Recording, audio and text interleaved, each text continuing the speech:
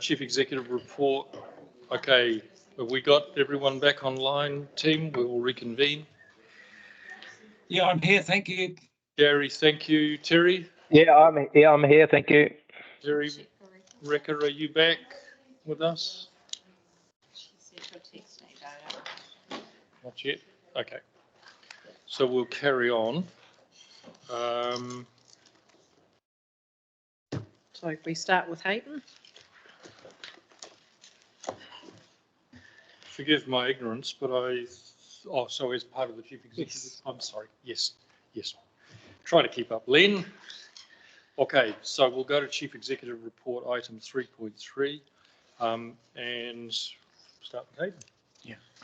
So at the end of February, we had a unfavourable position of 2.2 million, which was entirely it was driven by our capital funding phasing. So as I mentioned in the December forecast, we've reforecasted that revenue to better align to our project, our current project delivery. So our underlying operating performance is actually $4.9 million favourable, which is is pretty good. A lot of the activity managers are still indicating that we're going to spend everything, we're going to come in on budget. So while we're behind at the moment, they're confident that that we're going to meet our December forecast. So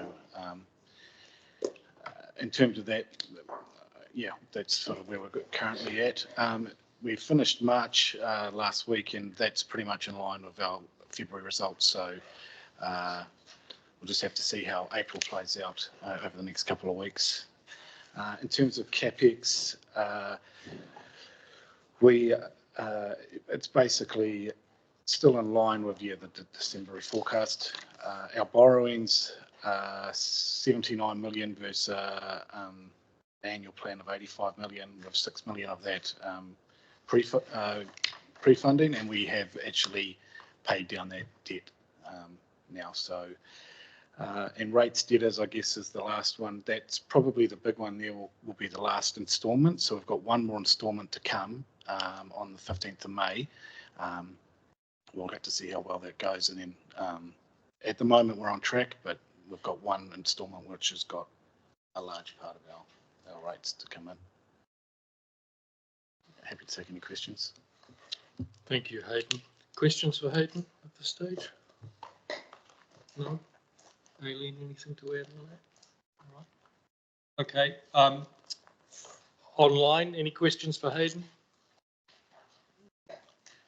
Okay, thanks, Hayden. That's much appreciated. We'll hand back to Aileen for the rest of it. Right, okay. So you will see in this month's CE's report, I've added in our Lagoima requests over the last 6 weeks. If you think this is useful, we'll keep putting the information in. My feeling is that you have a governance role in just overseeing that we're meeting our timeframes on our Lagoimas. You'll also see that the number of Lagoimas and complexity are probably quite a bit bigger than it has been in the past. And we've increased our staff numbers in this area just because of the sheer workload, but also because of the risk of us not getting things right or missing things or whatever. On the whole, I think we do pretty well. We've I think had one adverse finding in the last year from the Ombudsman around one request where we were just so busy we couldn't fulfil it in the time frame, and there was a complaint, and Ombudsman upheld that and said that the fact that we're busy is not a good enough reason. We hadn't used the powers in the Act that were available to us.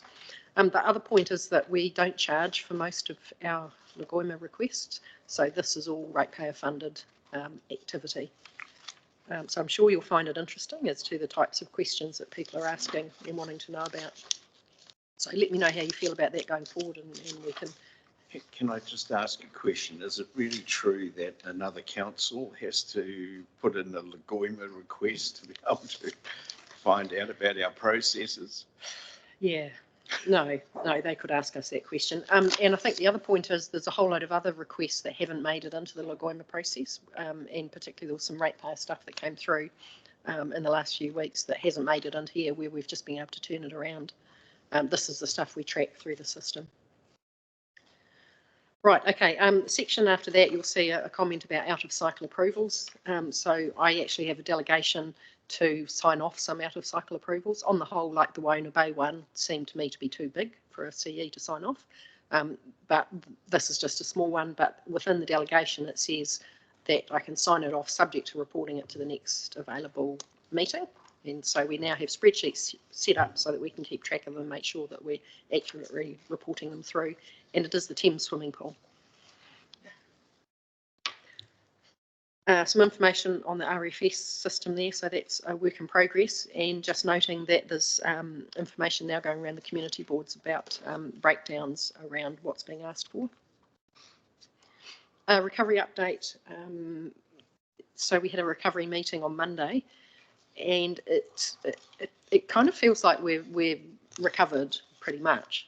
But when we started talking about all the actions we still have underway, it seems really apparent actually there's a huge amount of activity still going on in this area. So you'll have a refreshed plan coming to you in sometime July or August, so you can see exactly what's still going on. In an operational sense, we still have our Parks and Reserves people with a huge amount of work to do to get back to where they were pre-cyclone. So those demands are still quite significant, particularly on that team. You heard Ed talk about getting to the end of some of our roading fixes ongoing, and we've still got quite a lot of the social community funding that's still being worked through, things like civil defence hubs and those sorts of things. Do you want to take questions as you go? I may as well get through it, eh? Okay. What else? Three Waters, I think everyone's pretty much up to date on that as far as we know, and we know legislation is coming shortly. Resource management reforms, I've attached as Appendix C the roadmap that we have been given about the RM reforms, and just this morning a letter's come through from Minister Bishop outlining some of the processes. And just a little bit of news report is that Minister Watts is pulling together a reference group around climate change adaptation. And as of yesterday, I'm the appointed local government member. So I hope that's all good. Yeah, so that will happen over the next 8 months. Yes, it is. Yeah, okay, I thought it might be. Yeah, so quite a lot of work going on in that area. Just moving on to the fast track approvals bill, just wanted to introduce Kathy over sitting there beside Leslie. Kathy, we've been very lucky to have Kathy come and support us from MFE, and prior to that, Otrahonga, wasn't it? No, Waitomo. Yeah. Okay, number of places, but she's put together the submission on the fast track process, and when it first came through we thought, oh, we just haven't got time, there's too much going on, we won't submit on it, and then we realised just how significant the actual bill was, and in the end we actually did a really good submission, and we've actually managed to get some of the content into the Taituara submission and into the LGNZ submission, particularly around the mining components. So that will be quite prominent in the select committee hearings.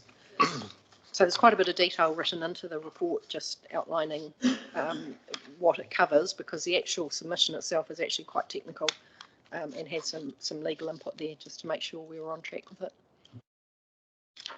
And that's probably enough, and I'll have to take questions and questions to Kathy too if there's anything on the fast track. Thank you. Thanks, Aileen. And can I just say I've had some extremely positive feedback from members of the community around the fast track bill submission that's been done. So well done on that. Terry, you have a question? Oh, just a quick one, a clarification really. Aileen, the man in the van discussion around the RFSs was going to be abandoned, is that right? Or just some clarification around that, please? Clarification is it's not covered in this report. It's covered in another report later on in the agenda. Section 17A report, Terry. Right, I knew it was somewhere. Okay, thank you. I just needed to raise that. Thank you. We'll have a discussion then on it. John. Thanks very much. Back on my normal question for each of the meetings, the RFSs, and progress around being able to get more detailed reporting. I would still love to be able to see some measurement towards KPIs in regard to it. I see Lorna diving for a microphone. Through the chair, I can speak to that. Yes, we took that on board from feedback when we went to all the community boards as well. So the data that we'll be presenting next is to show the outstanding RFSs that haven't are still in progress or haven't been closed. So that's another piece of work that'll come back to you in the next report. So will that be broken down into different sort of categories so that you can see the ones that should be cleared, you know, on a daily basis or, you know, within a time frame, and how many have, just to give a flavour for how effective the operational aspect is running? It will be broken down to sort of the top 5 departments that get the most RFSs. In terms of the detail, we reminded elected members that some of it is around contractual obligations that aren't an RFS. So we can probably provide clarity on them on a case by case basis at those particular meetings. But we, as I say, we'll be able to provide a lot more detail about the actual ones that are outstanding and the percentage, so you can have a better level of comfort around what is actually still outstanding, what isn't. Terry, I think, is that the other one? Terry, is that your previous question? My hand's going down, sorry. Thanks. Okay, thank you. Any further questions for Aileen on Chief Executive Report? Thank you, Aileen. Well done. All right. I think the resolution is to receive the report. Can I get a mover and a seconder? Delhi, please. Seconder, Robin. Thank you. All those in favour? Thank you.